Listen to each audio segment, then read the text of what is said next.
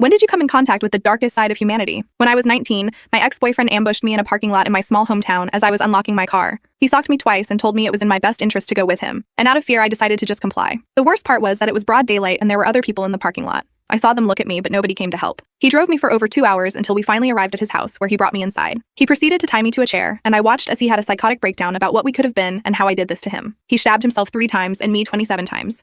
And every time he drew red from either of us, he'd tell me this was my fault. He'd sit there and interrogate me right after, asking me what my current boyfriend had that he didn't. He ended up using the red he drew from me to write our names, followed by a love heart on his wall.